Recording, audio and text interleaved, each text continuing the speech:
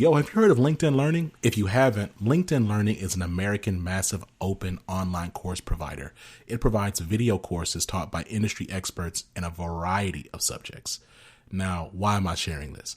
I'm sharing this because Living Corporate is in partnership with LinkedIn Learning to provide diversity, equity, and inclusion courses. Listen, if you're trying to be a better ally, you want to understand better diversity, equity, inclusion strategies, or you just want to learn how to be a better leader, you got to check out the courses on LinkedIn Learning. So check it out. You can do it one of two ways. You can click the link in the show notes, or you go to LinkedIn Learning and you search Living Corporate. Again, link in the show notes, or go to LinkedIn Learning and search Living Corporate. I'll see you over there.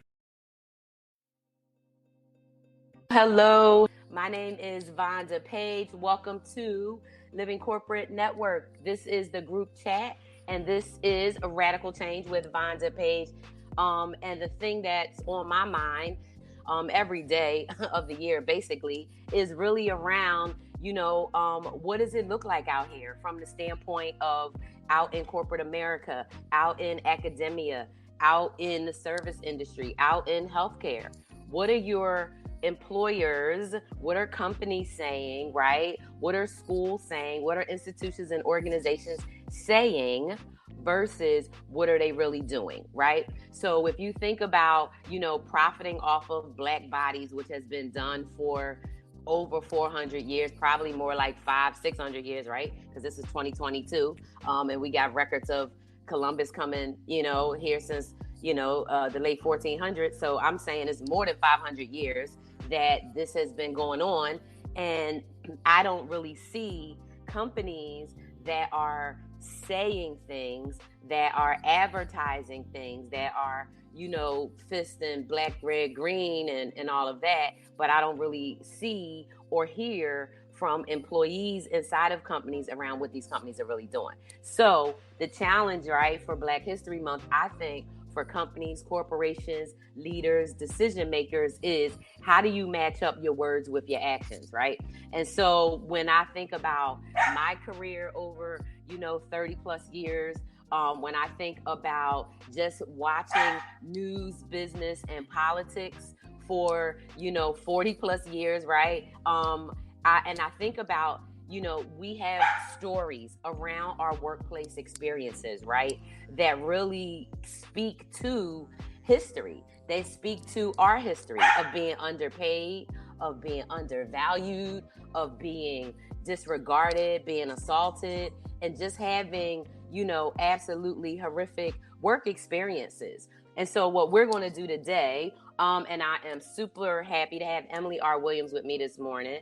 What we're going to do today is we're going to talk about that. So we're going to talk about, go into in more detail, in more, I don't want to say detail, but have more conversation, continuing on what I've been talking about, right, with Jackie Abrams and others, right, around what these work experiences are and what these corporate places look like. So, Emily, welcome. Say hi to the people, and let's get it started. My name is Emily Williams. I'm a DEI expert specializing in improving the experiences of women of color at work and creating psychological safety. So very happy to be here. I also have founded a company called Forward Ever Global, where we work with organizations and leaders to help them build workplace cultures that actually model racial equity.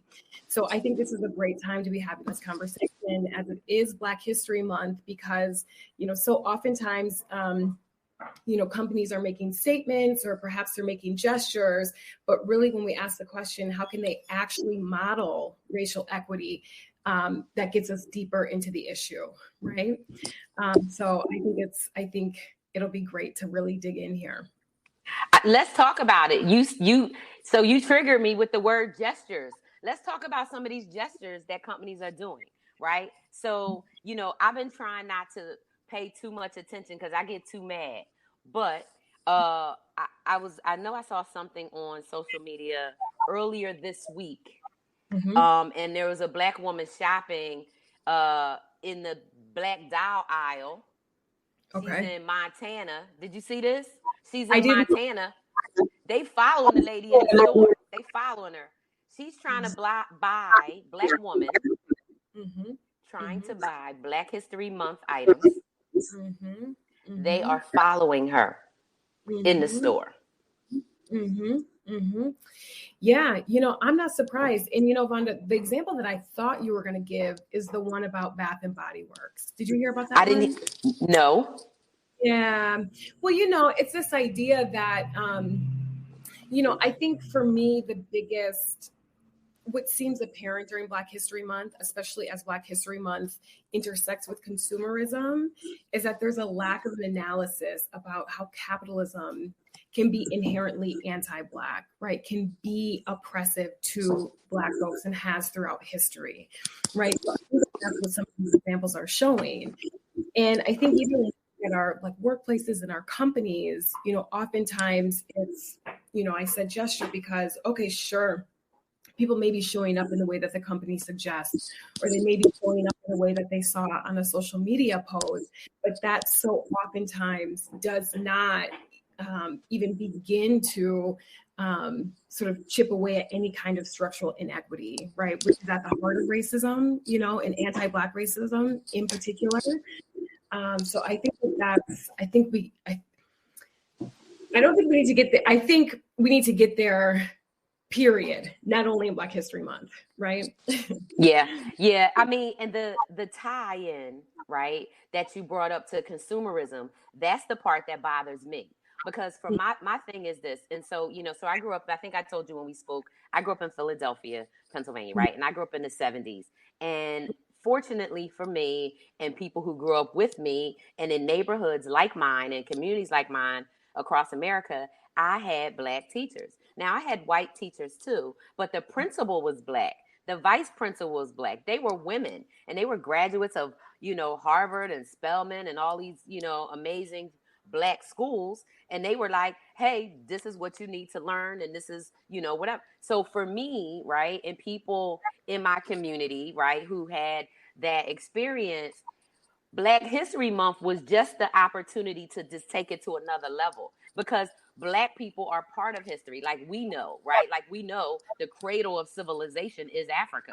So we know that without us there would be no anything, right? And we know America would be, America would not have been beyond what the indigenous folks of America wanted it to be, right? And what they did, right? And so Okay. the Right. whole historical frame of all of it of white supremacy is capitalism. That's why it's being upheld, and so when I think about Black History Month having become this consumerized thing, years or decades later, after, for me it was like when they made it a thing, we were like, okay, this is the month to go all out. So this is the month where you learn about somebody that you never heard of. This is the month you do some deeper research and you come in like, with some whole nother thing that we're not already talking about because it's not part of our common lexicon of discussion. It's not part of what the pedagogy is in school. So people don't talk about it. By having Black teachers, right, and especially Black women teachers, and let's think, if they HBCU graduate Black educators, then all I'm getting is the truth. Hey, Heather, all I'm getting is the truth. All we getting is it, right? And so when I think now, especially, at 52 years old, thinking about what Black History Month used to mean and be, and now I'm looking at it, and then when I look at it through both of those lenses, the consumerism lens and the worker lens, right? When I was a worker in corporate America, and I'm like, all I see is exploitation with no meaningful action, right? So to your point, right, and what you specialize in, right, in terms of really helping organizations come up with specific strategies and actually doing it from the standpoint of what's going to make meaningful and measurable change, that's the still big giant ass gap we have, right, between what we talking about, the gestures in which we're participating, right, versus what's actually happening. Mm-hmm. Mm-hmm. Yeah, I agree with that 100%. I want to say first, Vonda, I'm envious of your experience because I didn't have Black teachers until I was in college. And my parents, they were educators. And so they really, my family, of course, they really instilled a sense of Black pride in myself and my siblings. But then, we went to school and faced a very different reality, right? Going to school, in the 90s and the early 2000s, growing up where we lived, I mean, we were the university, right? And so that's a completely different kind of experience, which, was difficult, right? It had to be. I mean, it would have to be because, and it's funny because when you said that, I'm like I feel sorry for every Black child that don't have that had only white teachers, because I can't even imagine how different that was. And I mean, having a Black mother, right, will help, of course, but that's not the same thing as having the day in, day out experience of other Black women and men, right, and seeing them in leadership, seeing them smart and strong. And so I mean, you just brought so much back for me, right, around like what that was. And you reminded me of one of the baddest teachers I had. I mean, bad, like bad bitch, bad, like her name was Mrs. Purnell, and she was my 6th grade homeroom teacher. And I think history. Yeah, because the other Black teacher that was bad as hell, like her, she was geography. So you know how they do social studies, history, geography? They both had kind of the mix of those. Anyway, I was in 6th grade. So in 6th grade, I got bused to an all-white school. So it was like Little Rock 9, but it was Philly. So it was like we going from one neighborhood in Philly, Black neighborhood, to a white neighborhood. Now, I thought about this and how deep and messed up this was. First of all, they picked the people with the highest test scores to take us out and send us to the white schools. Why? Why would you take the so-called, it used to be called mentally gifted. That's what they used to call it in the 70s, mentally gifted, right? Why would you take the mentally gifted people and put them, why wouldn't you try to, like, I don't know, mix up the people that you send instead of a thing, right? But check it out. So it's an all-white school. It's me and 16 people, 16 of us. I'm just saying, it's just funny. I remember the exact number because, 16 of us, right? We go to school. We go to school. All the Black kids ride the bus together because they pick up all of us from all these different neighborhoods from all around the city. And then we drive up this long highway called Roosevelt Expressway. And we went to Austin Meehan Middle School. So my 2 badass Black teachers, Mrs. Purnell was one, and I can't remember the other one's name, but I was running for class president, and it was only me and one other Black kid in my individual class, right? So each class had like 25 kids in it. Was me, 2 Black kids, everybody else was white, right? And because this is the late 70s, early 80s, we had a lot of second generation European immigrants in Philadelphia. So it was Russians and Germans and Polish people, like every country. And either they were born here, and maybe their parents were born here, but their grandparents definitely weren't. So they had very strong European cultures of individual, like Greek and Greek and Russian and this and that. So it's maybe the 2nd or 3rd week of school. I'm running for class president. So I run. The other Black kid, his name was Todd Fox. I remember that because he was cute. Todd Fox, he ran, right? Vera Zajac, she was the Russian girl. She was tall. She looked like a model, like an ice skater and a model at the same time, right? A couple other people. This kid, Richard Kaplan. We all say our little 1-minute speech, right? I've been practicing my speech all week why I want to be president. They do it in alphabetical order. So it was Vera was next to last, and then me, Vonda, right? I stand up and I say, I want to be president because whatever, whatever.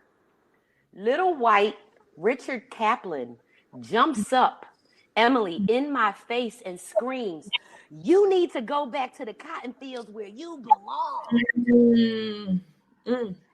I leaped over to grab Richard because literally I was going for him like this. Miss Purnell took me by my whole body because she had me like up. I was like Like I leaped for him, right? She had my whole body. She took me up and she like sat me down, held me like this. And she said, Richard, how dare you say that to a black person? How dare you? And I screamed out and I said something so horrible. But I screamed out to him, what if I said to you, you belong in the gas chamber? And he said, oh, and he just fell out. And Mrs. Purnell stood there and she said, that was just as hurtful as what you said to Vonda. But the fact that she did not tolerate it, she did not. I mean, she was tall. She was a tall woman. She probably was like 5, and I've been 5'3" since I was like 10 years old. She was like 6, probably 5'11", and he was little. He was smaller than me. He was like a head smaller, and she told him. But I mean, I remember right then we talked about Black history all the time, and that year we took a class full of white people to the African American History Museum in Philly. You know, they was fainting, they was falling out, and my teacher was like, sit right there. I don't know if you've ever been, and I don't know if they've redesigned the museum, but they have an exhibit where it's the belly of a slave ship. And my teacher made us sit right there. She didn't make us sit there. She made the white people sit there. She said, you sit right there. And they were like crying and they just couldn't believe it. And it changed. It changed.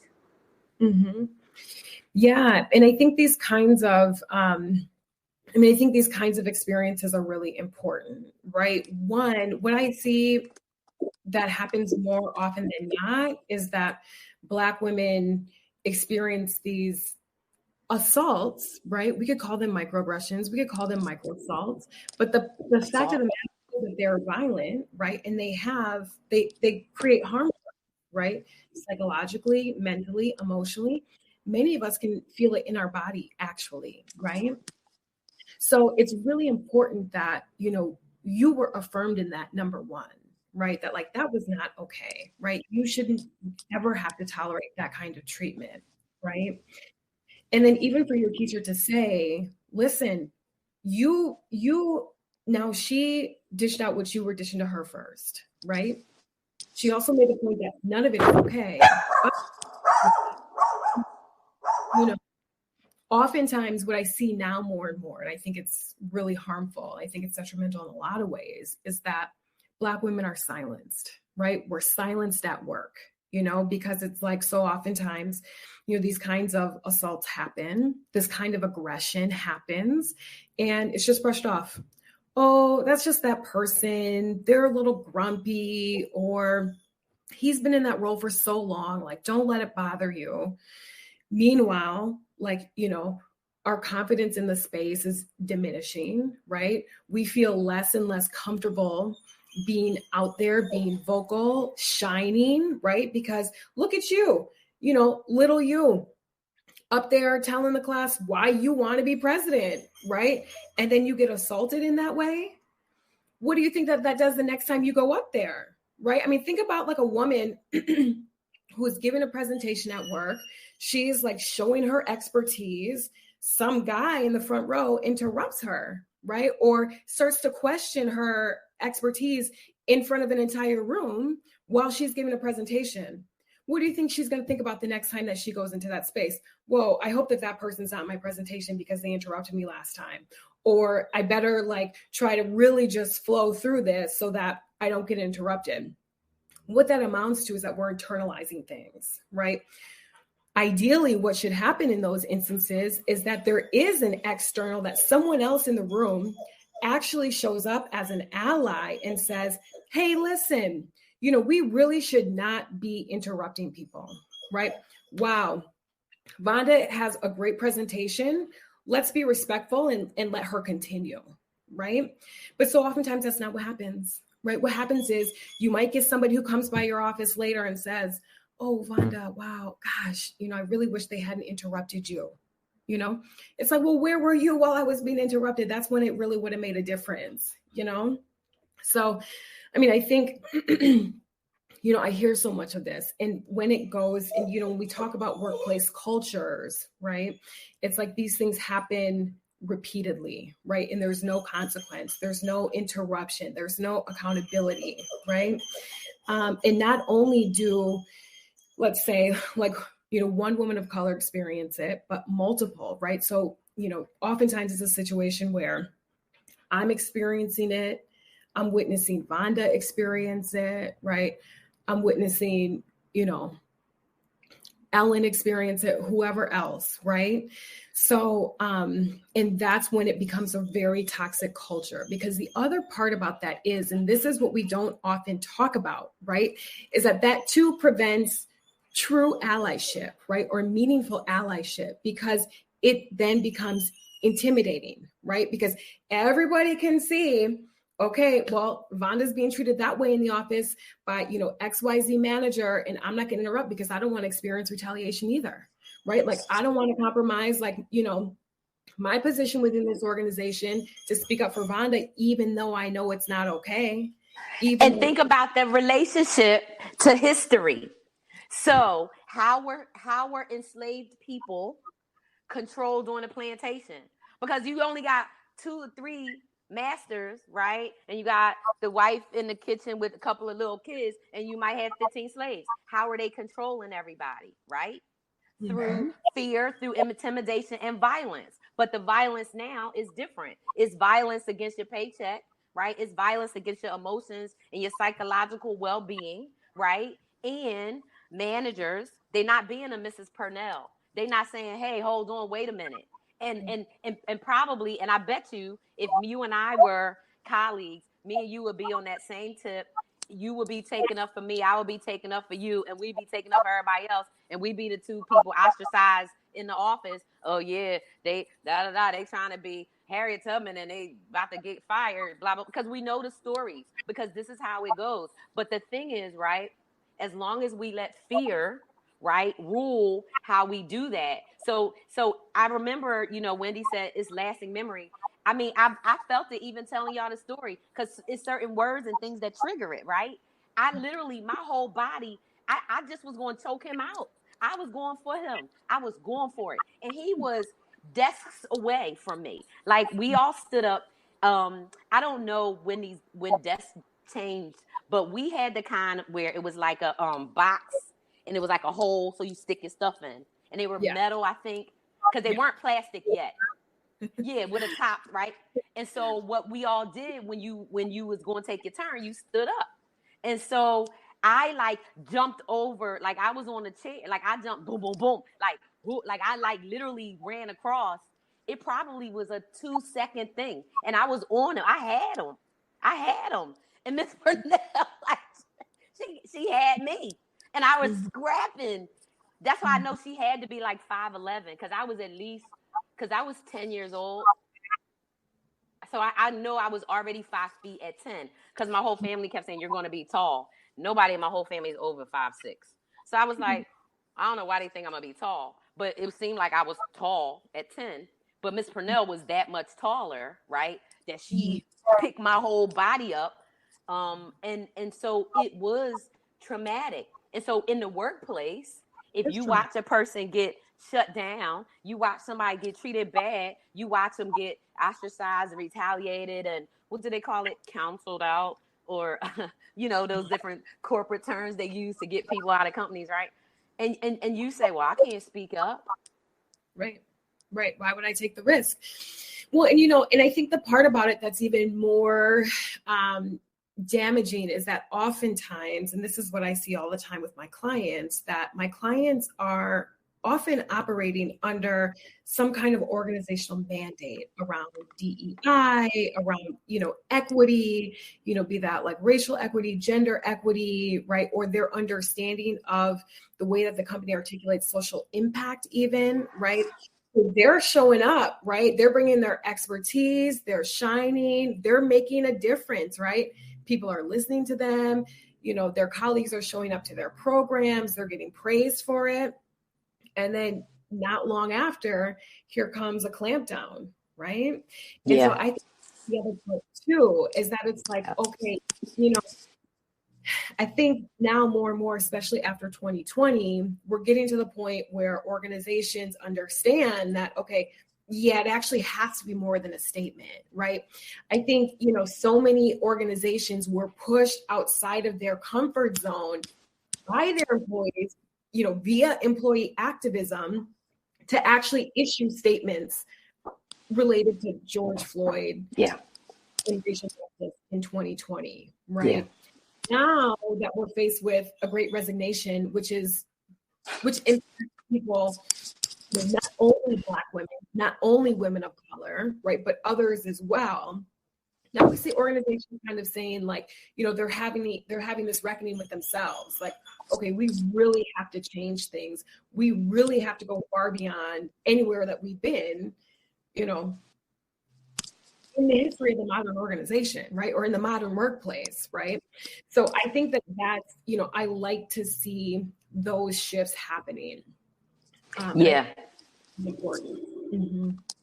And I hope, and what I want to see, and what I'm trying to, hopefully encourage workers, in these companies is a lot of things. Is number one, that they can take action, right? That they do have power. So, for example, one thing that I am going to say repeatedly is that if you work in a company, if you're an employee and you send an email directly to an officer of that company, a complaint about something that's wrong, whether it's discrimination, harassment, assault, underpay, whatever, they have an obligation to respond. And that is the beginning of accountability. So don't have this thing where you feel like because when you think about proximity to power, right? And it's Black History Month, and we just are kind of talking about history because history tells us everything we need to know about the present, doesn't it?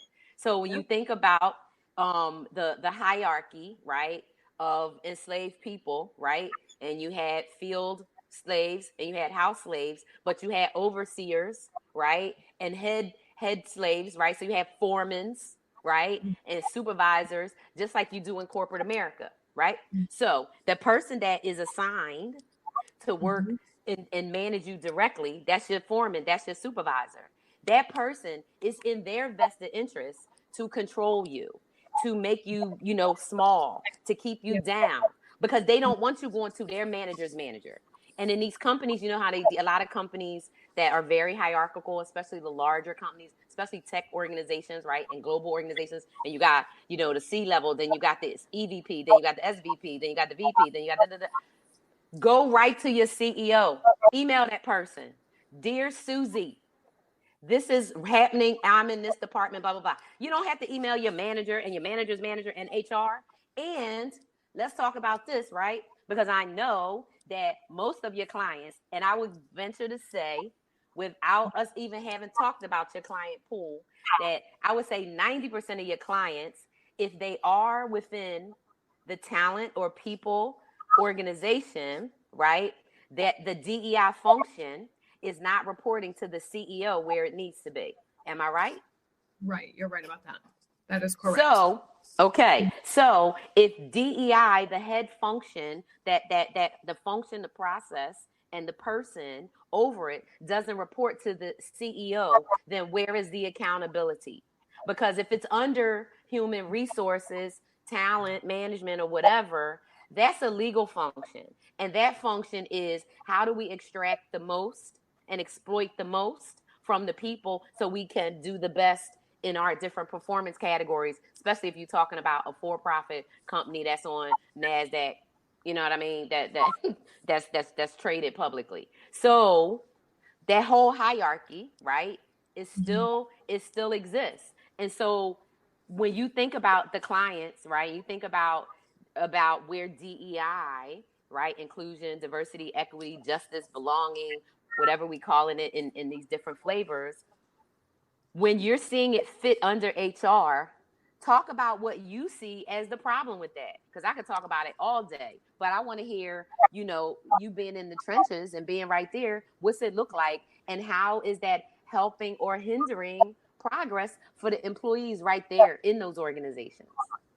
Yeah, well, I can tell you from my own experience, having gone to human resources, it didn't make much of a difference, and in fact, I felt like it contributed to the gaslighting. I feel like it prolonged, the harassment and the bullying and the discrimination that I was experiencing.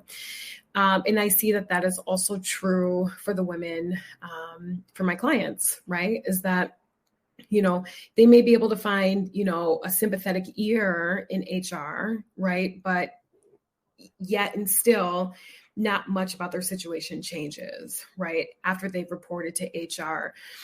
I think it's more than, I think it's also a problem with the structure of our organizations, how we understand DEI, where we think DEI should be. And then, to your earlier point, Vonda, how we value Black women, right?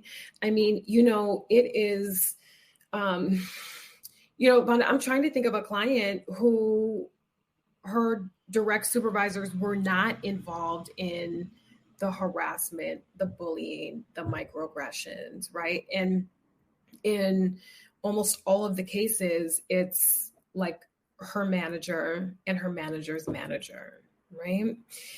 So I think, that hierarchy and the power differentials, I think, is inherently problematic, right? Because it's almost like we're saying, okay, well, you have authority over this other person. When we think about a person's job, it's their livelihood, right? It's like their insurance for themselves and their families, income for themselves and their families, right? Even though we're in the time of Great Resignation, still it's taking people, at least 6 months to get a new job, right? So that in and of itself is a power dynamic, right? And so I think, I'm relieved to see that employees broadly are taking a stand to say, listen, the status quo is not working, and we're not gonna go for it anymore. I think that's and I think we have to look at, more workplace structures which aren't so reliant on a hierarchy, because time and time again, right, that the people who get promoted aren't necessarily the best, right? Not necessarily Never. They're not the best leaders. They're not the great colleagues, right? But they're willing to play a game, and they're willing to play a game in a particular way, right? Which is why I find it, I think it's compelling. I like the ideas of, or like when organizations make DEI a leadership imperative. That's part of the way that their leaders are being evaluated. Because to me, I think that's a direct way that we can see change almost instantly, right? And, going back to this notion around capitalism, right, is that so oftentimes we have to incentivize anything that, seems to be outside of their job description, or maybe a little bit of a challenge that they would have to prepare themselves for. Maybe they have to do a little extra research. Maybe they have to go to a professional development conference around DEI to figure out how to integrate it into their leadership models. You have to, because we live in the world that we do, right? That kind of thing has to be incentivized, And, similarly, it's like, unfortunately, the moral argument for DEI is, not always effective, right? Once you start making the business case for DEI, then you have people listening, right? And, And that's historical too. Right? Why do we have the Civil War? Right? Mm-hmm. It wasn't about, because Black people are human beings. Like, we know that. So, but we know that.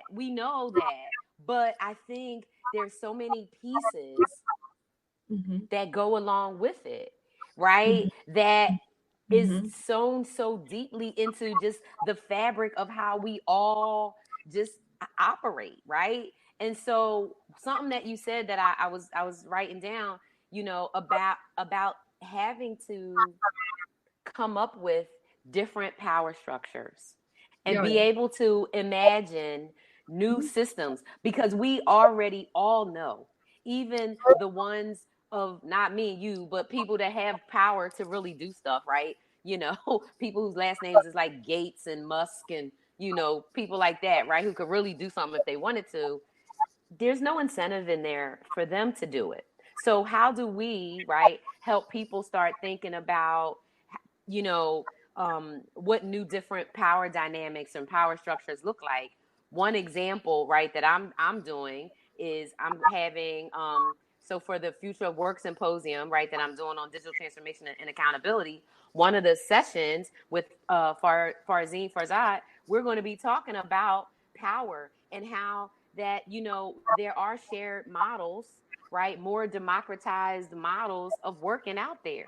We are never going to convince, you know, the big giant companies that are, you know, 10, 20, 30 billion dollar companies to change what they're doing, right? Because we know that the people that are where they are, they are not going to give up that power, right? So what we have to do is, in addition to amasking our own power and bringing our resources together, is really start saying, do we really need to stay and remain part of that structure, or are there some alternatives? Now, you know, the interesting thing about, you know, I knew I might as well just keep all these books on my desk now. But John Graham, I don't know if you read this book. It's called Plantation Theory. So John Graham talks about the Black professional struggle between freedom and security, right? So it's not like you can be at work. I just, you know, started being on TikTok, and there was a thing on a person who posted about how Black people would be at work if we could be like that.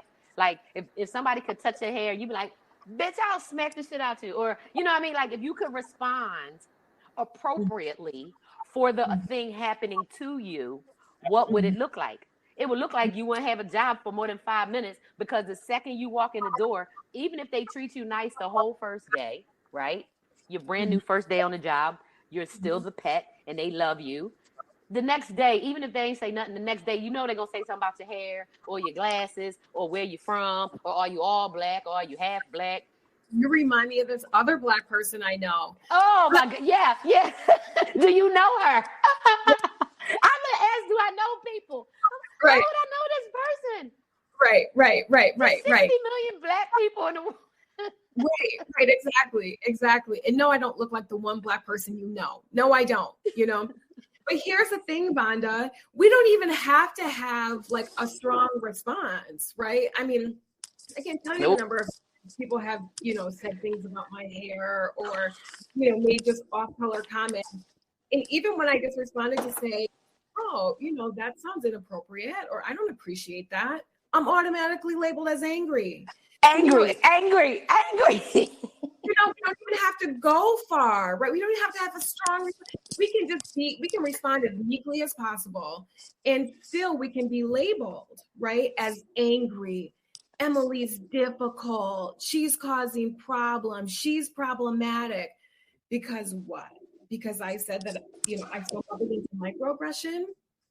So it's like, we don't even have to go that far. Yes, being asked, what are you? Yes, Wendy, I see that. Yes.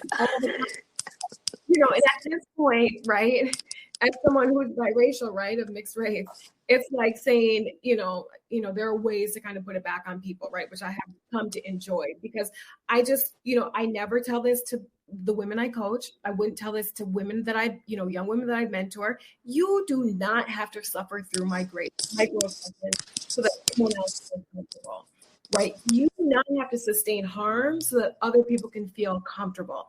No, you don't. And, you know, I think one huge change, you know, I think it's definitely going to come from the bottom up, right? I mean, we've seen that from, you know, when I mentioned earlier, the employee activism, and you know, the killing of George Floyd. We see that with the Great Resignation. And, you know, when women of color speak up about what they're experiencing, you know, that creates change. It's not necessarily an easy process, right? Because we know the retaliation is coming. We know the gaslighting is coming. We know the dismissal is coming. But that doesn't change anything about what we're experiencing. And that doesn't change anything about our power. Not a thing, right? And so, you know, when we continue to be affirmed in our experiences and affirm that it's not okay and that we're not going to allow this to happen for us or anybody else in the workplace or anyone who comes afterwards, then we see change, right? Yeah. Oftentimes we commit to it, and it is a difficult process. It's hard, right? It's not easy, but and I think it's a component of creating change. Yeah. And I think for me, it's my challenge for me is unlearning how to not comfort white people. Because in the workplace, right, their tears. So when you said, I don't appreciate that. And I can imagine you say, and you're right. You could say anything in the meekest, gentlest, babyest tone, and you are angry. And it doesn't even matter. That thing about being asked, what are you? The first time I was asked that, I was 44 or something. And I hadn't been asked it that exactly, like, what are you? And I was like, I'm sorry, huh? What are you? I didn't understand. Like, I heard people say, are you black or are you all black? But I never heard what. And so I said, what do you mean? Well, you're not black, are you? So what are you? And I was like, yeah, I'm black. Well, are you all black? And then I'm like, I'm not, like, I don't understand. Like, first of all, I don't understand the question. Like, why and what are you asking? Are you asking, are both my parents black? Yes. Are my grandparents black? Yes. Are my great-great-grandparents black? Yes. Was probably my great-great-grandmother raped by white people? Yes. I don't know what else to answer. Somewhere in the lineage, for sure, and I think, what are you was that one did take me, because I was like, or they asked me, am I not a person? Like, that one was a little heavy for me. But that was on the West Coast too. I've never been asked that on the East Coast, because I think they know a black person will slap the shit out of them on the East Coast for saying that. Well, but I think the thing that's like always like striking to me about it is like, why do you even need to know, right? But what people need is like, they need to like be able to place you in a category so they know how to like think of you. And so they what value to assign you. Mm-hmm. Yeah. And I think too, sometimes it's like, I don't take it as flattery, but it's like, it also like indicates like how much someone is really preoccupied with like your existence and like what your existence could mean in this space.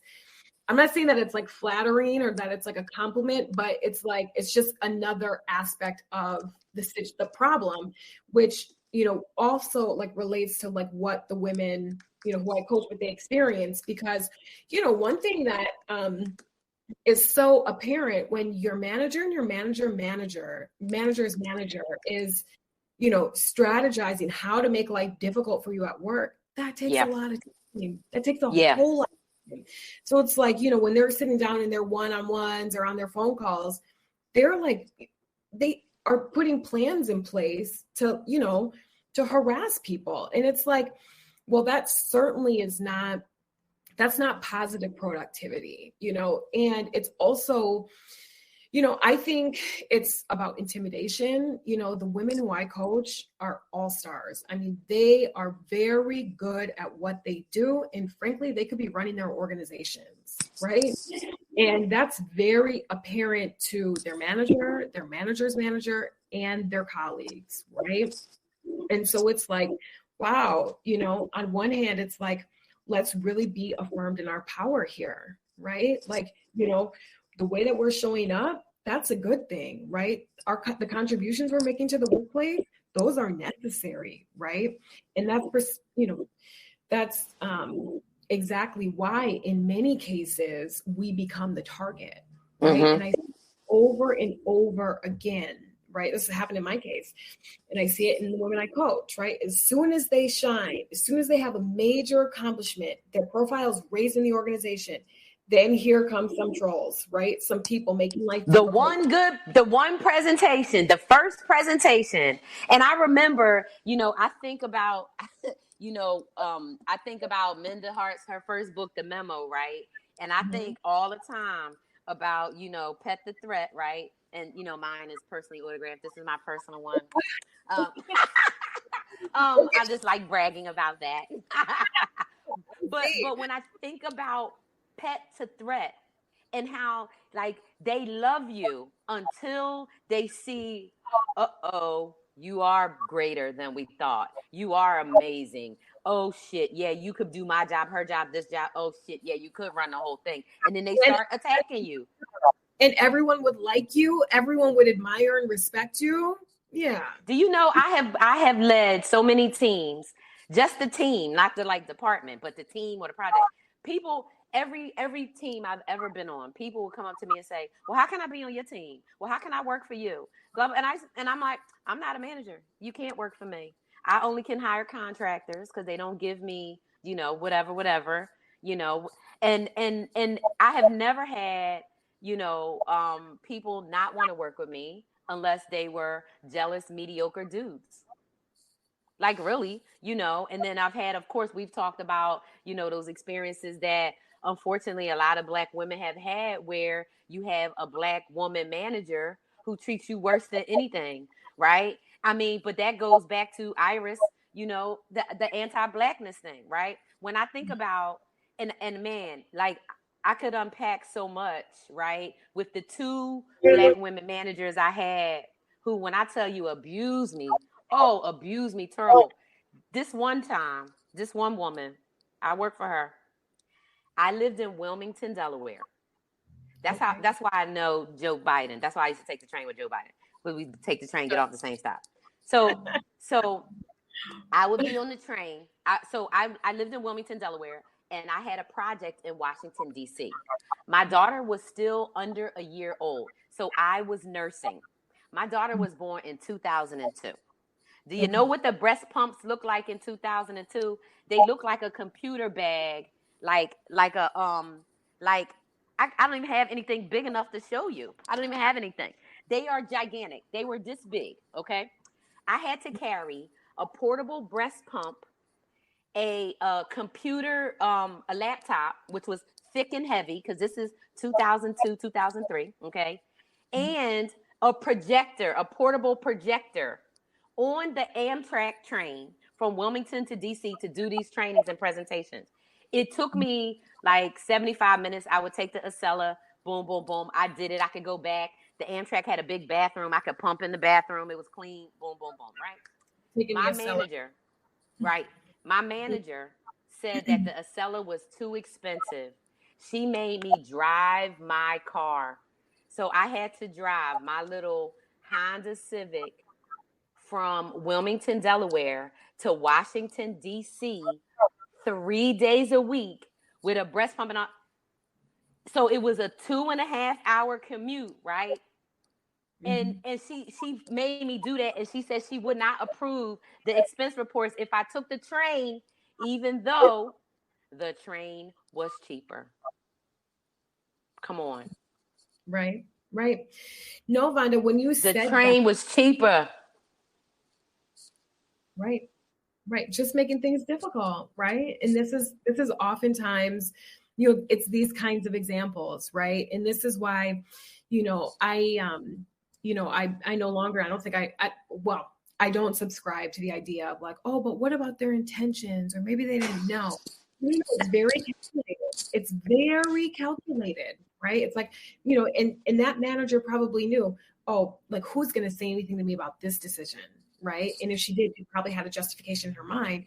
But meanwhile, knowing that it was making things unnecessarily difficult for you. Right.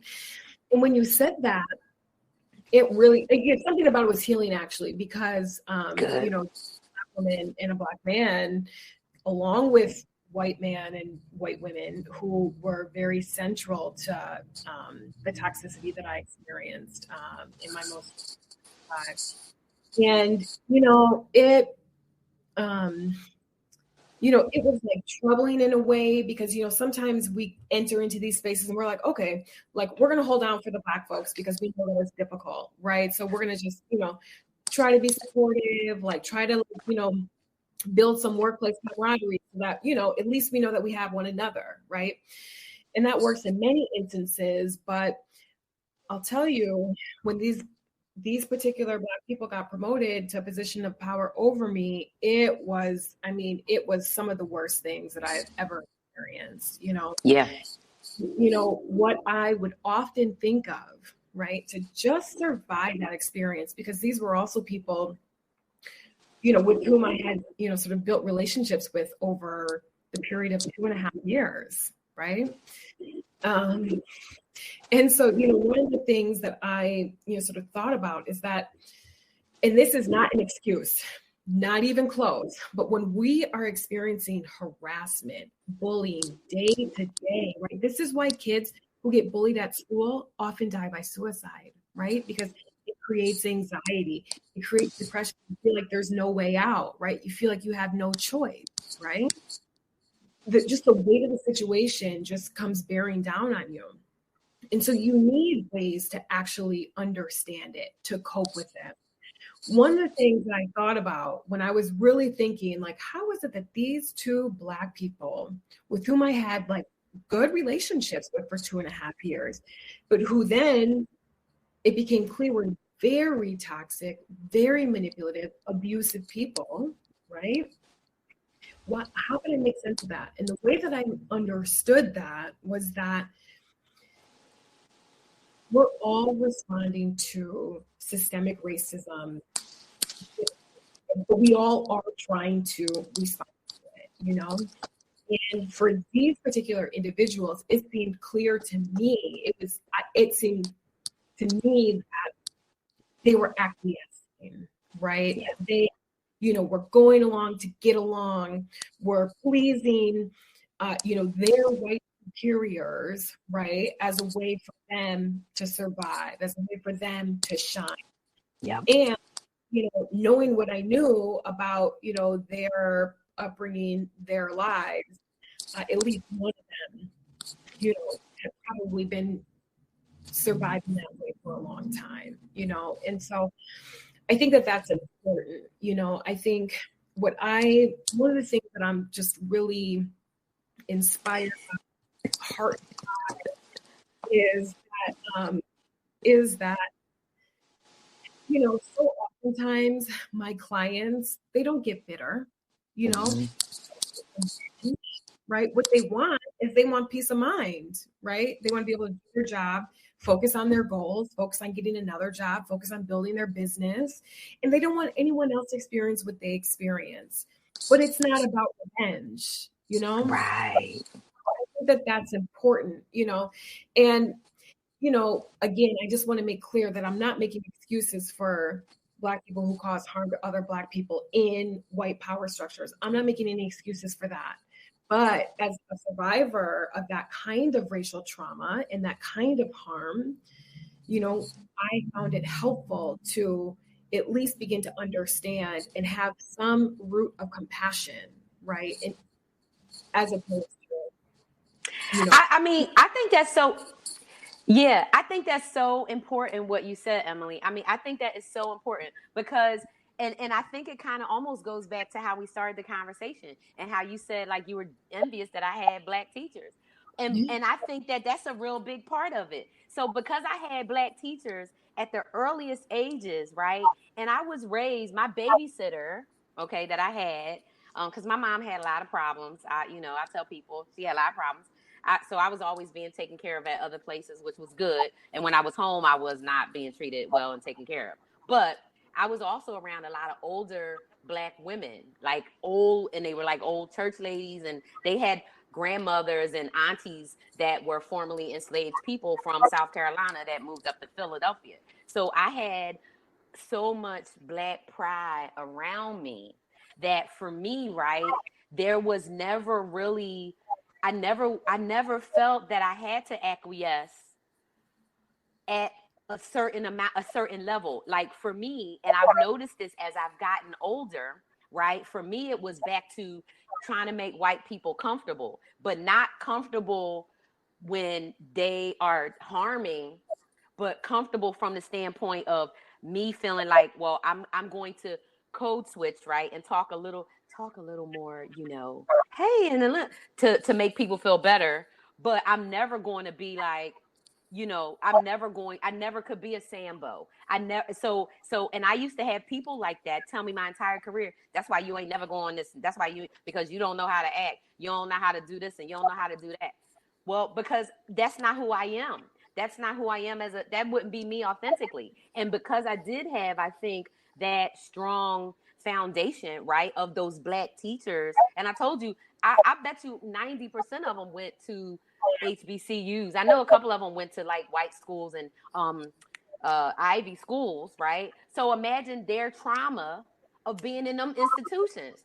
Because a Black person in any PWI, predominantly white institution, it don't matter, corporate, you're going to go through trauma and assaults consistently. So when I moved from all Black spaces or 80% Black spaces to 99% white spaces, I took my same blackity, black ass, blackness with me. And even though I got accustomed to seeing how white people operate, I still stayed, this is how I roll as a Black person. And so for me, those times when, and I was younger that first time, and the other time was more recent, right? And I was much older. I was like, what the hell's wrong with you? Because I didn't get it, right? From the standpoint of like why you would need to do that. And when I think about the one person, they were in DC. That's Chocolate City, baby. So why are you treating another Black person bad? That only, to me, that's a whole nother level. It's not like we in Montana, like the sister I told you got followed around in the Target because she's shopping looking for Black history stuff in the Target, and then they following her saying she's stealing. So when you think about the experience, right, and what that looks like, how those interrelated pieces are, no way to uncover it without conversation around it, right?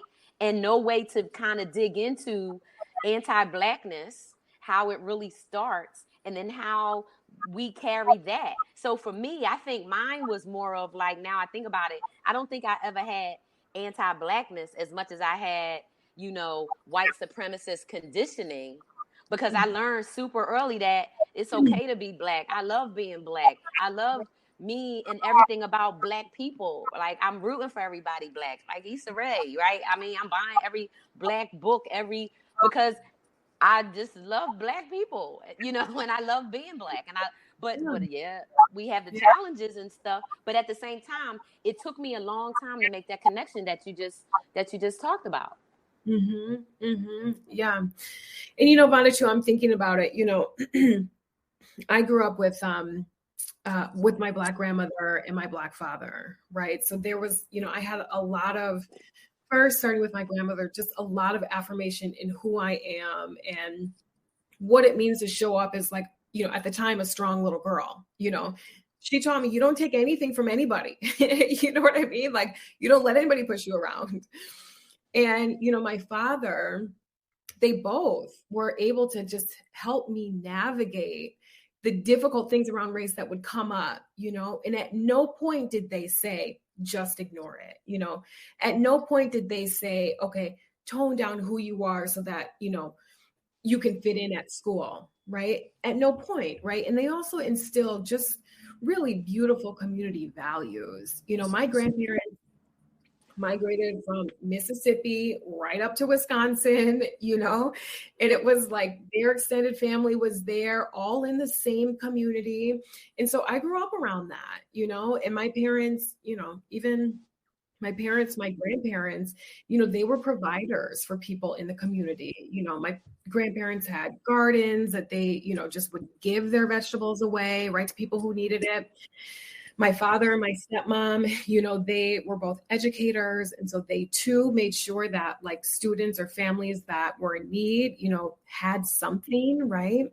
So I grew up with those kinds of community values, and I think that that's really important. I want to see more of that, because I think the other thing about, when we get back to the workplace, right, and, we can talk about the Great Resignation, and it is a demonstration of employees taking action. But so much of it is individualistic, right? It's like, okay, well, I'm going to leave because I think I can get a better whatever. But if we think more collectively, I think we can have a greater impact. So I would like to see that.